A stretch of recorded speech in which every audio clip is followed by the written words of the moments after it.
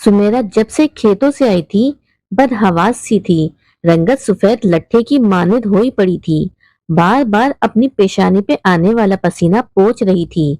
मैं कई बार इससे पूछ चुकी थी कि तुम्हें हुआ क्या है, लेकिन कुछ नहीं बता रही थी।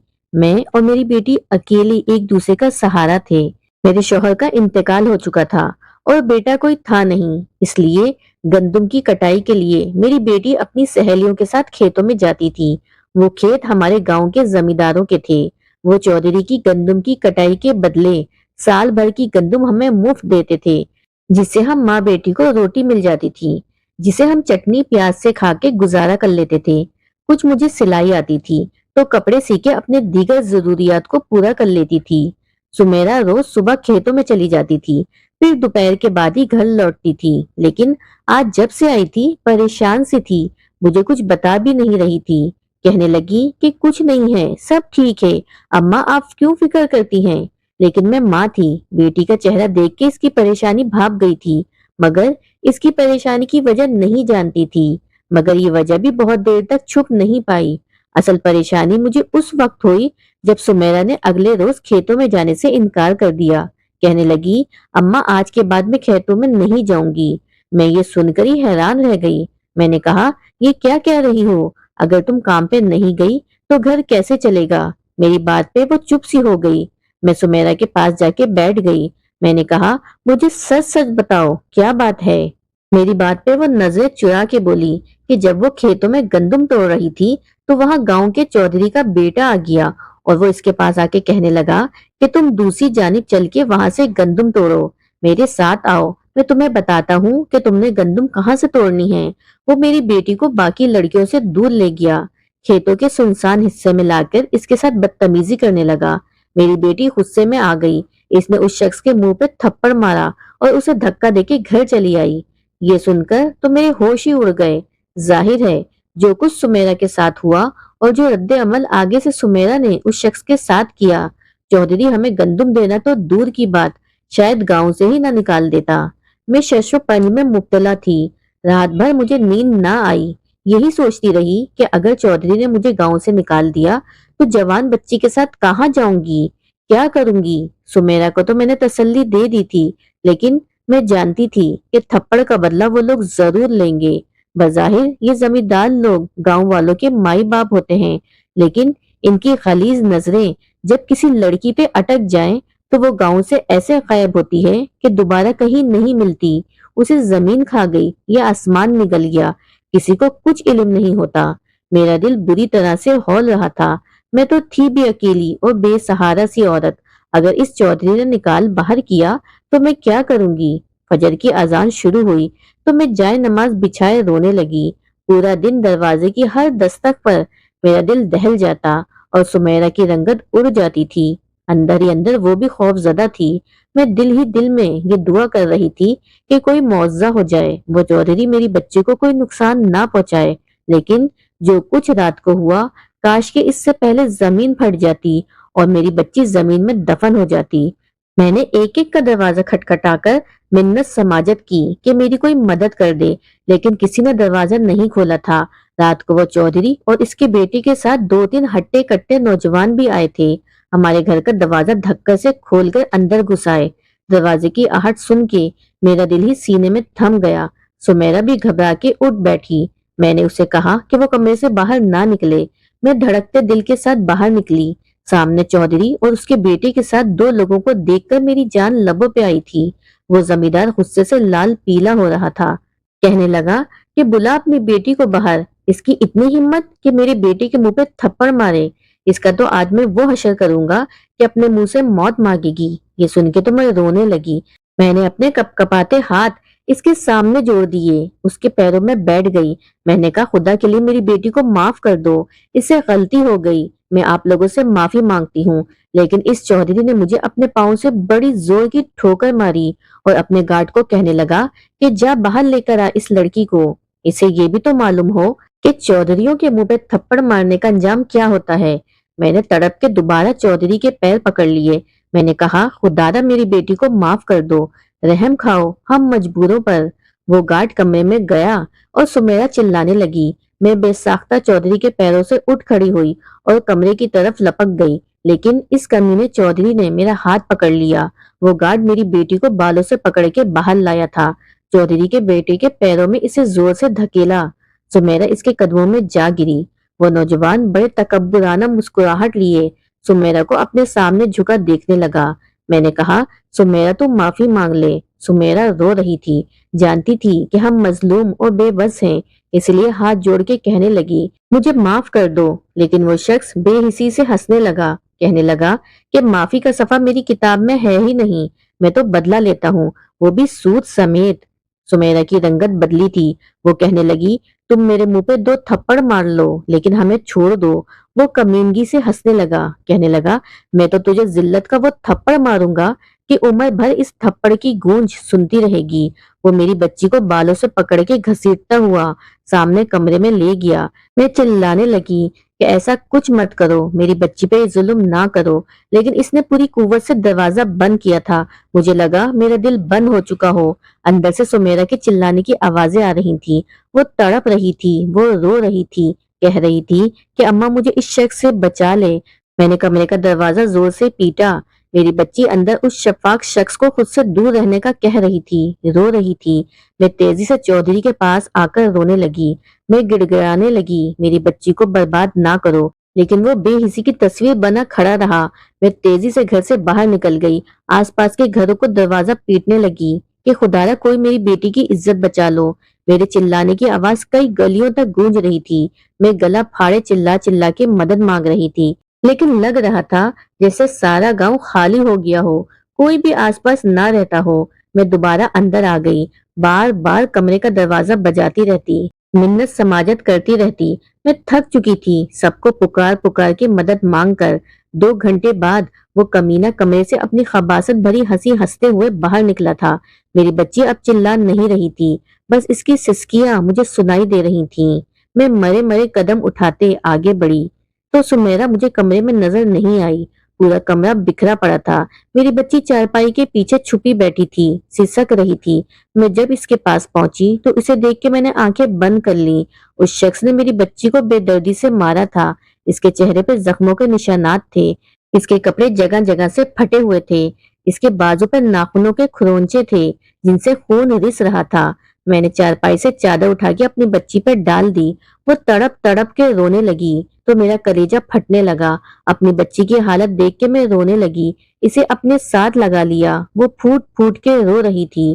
2 دن وہ کمرے سے باہر نہ نکلی، رات کو سوتے ہوئے ڈر کے اٹھ جاتی تو رونے لگتی۔ میں نے بڑی مشکل سے سمیرا کو سنبھالا تھا، لیکن میری بچی کی سزا تو ختم ہی نہیں ہوئی تھی، ابھی وہ کچھ سنبھلی ہی تھی کہ ایک آفت ہم پہ اور ٹوٹ پڑی کہ ایک دن وہ چودھری ایک مولوی اور اپنے اسی بیٹے کو لے کے میرے گھر آ گیا، کہنے لگا، میرے بیٹے کا تیری بیٹی سے جی لگ گیا ہے، بڑی خوبصورت ہے، جس دن سے یہاں سے گیا ہے سمیرا سمیرا کرتا رہتا ہے، اس لیے میں نے سوچا تیری بدبخت بیٹی کا نصیب چمکا دوں، اس کا نکاح اپنے بیٹے سے کرنے آیا ہوں۔ ویسے بھی تیری بیٹی کو تو اب کوئی پوچھے گا بھی نہیں، اسی لیے میں نے سوچا کہ اس کو اپنے گھر لے جاتا ہوں، پڑی رہے گی گھر کے کسی کونے میں۔ ہاں لیکن میرا وعدہ ہے، جس دن میرے بیٹے کا دل تیری بیٹی سے بھر گیا اسے تیری دہلیز پہ پھینک دوں گا طلاق نامے کے ساتھ۔ میں جانتی تھی کہ میری بچی کو اب کوئی بھی آنے نہیں آئے گا، لیکن میں اسے اس شخص کے ہاتھوں درندگی اور صفاقی کا سامان بنتے نہیں دیکھ سکتی تھی۔ میں نے اس چودھری سے کہا کہ میری بچی کی قصور کی سزا آپ لوگوں نے بڑی بے رحمی سے اسے دی ہے، خدا کا واسطہ ہے اب ہم غریب ماں بیٹی کو معاف کر دو، آپ لوگ یہاں سے چلے جاؤ۔ میں نے رکت آمیز لہجے میں کہا، حالانکہ میرا دل چاہ رہا تھا کہ جان سے مار ڈالوں ان لوگوں کو۔ وہ چودھری کھڑا ہو گیا، بلند آواز میں بولا، بات سن لڑکی، اگر تو نے میرے بیٹے سے نکاح نہ کیا تو اس کی سزا تیری ماں کو بھگتنا پڑے گی۔ میرا بیٹا تیری ماں سے نکاح کر کے اسے اپنے عذاب کا نشانہ بنائے گا، فیصلہ تیرے ہاتھ میں ہے۔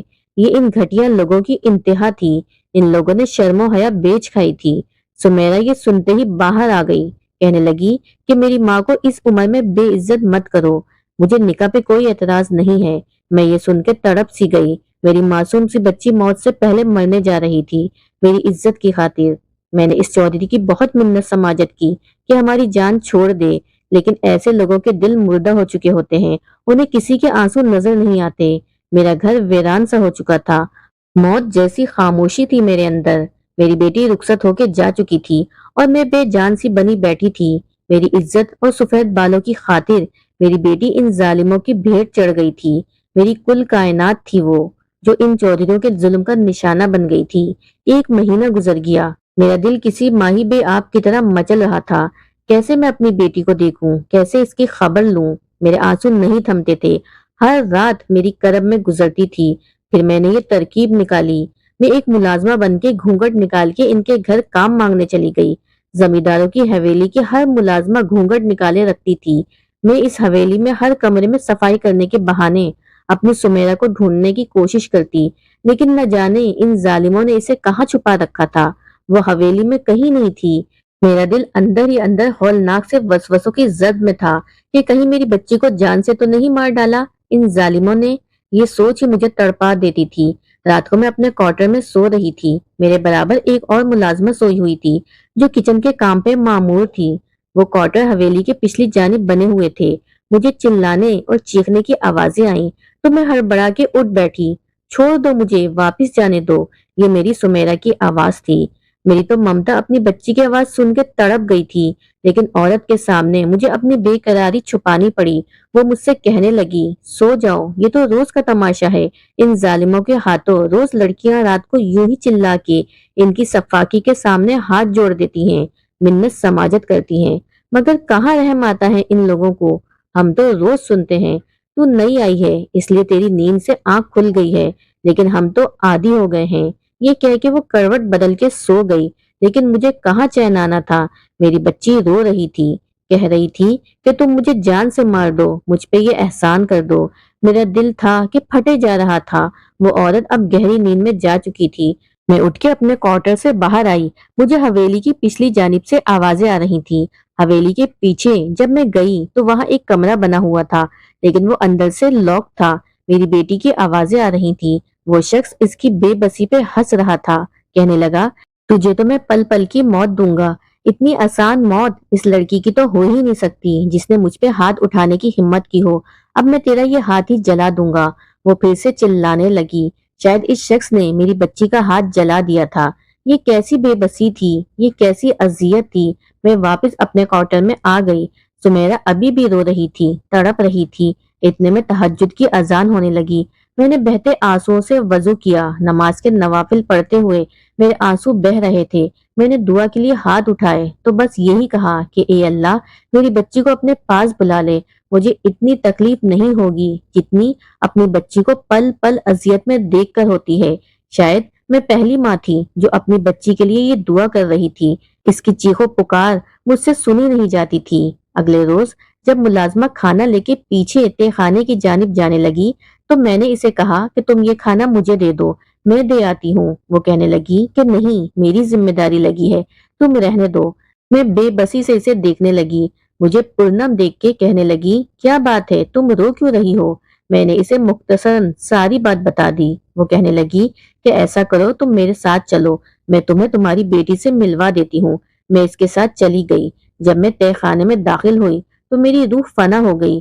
میری بچی زنجیروں میں جکڑی ہوئی تھی، بال بکھرے ہوئے تھے، چہرہ ادھ جلا ہوا تھا، پاؤں پہ زخم، ہاتھ پہ تازہ جلے ہوئے کا نشان۔ یہ سب دیکھ کے میں تڑپ سی گئی۔ میں اس کے گلے لگ کے رونے لگی، لیکن وہ مجھے اجنبیوں کی طرح دیکھ رہی تھی۔ مجھے خود سے پیچھے دھکیل کر خوف سے پیچھے ہٹ گئی۔ کہنے لگی، کون ہو تم؟ دیکھو میرے پاس مت آؤ، مجھ سے دور رہو۔ میری بچی نیم پاگل ہو چکی تھی۔ اس کی حالت دیکھ کے میرا دل پھٹنے لگا تھا۔ میں نے اس سے کہا کہ میں تمہاری ماں ہوں، لیکن وہ کہنے لگی، میرا کوئی نہیں ہے، جاؤ یہاں سے۔ میں وہاں سے روتے ہوئے باہر نکل گئی۔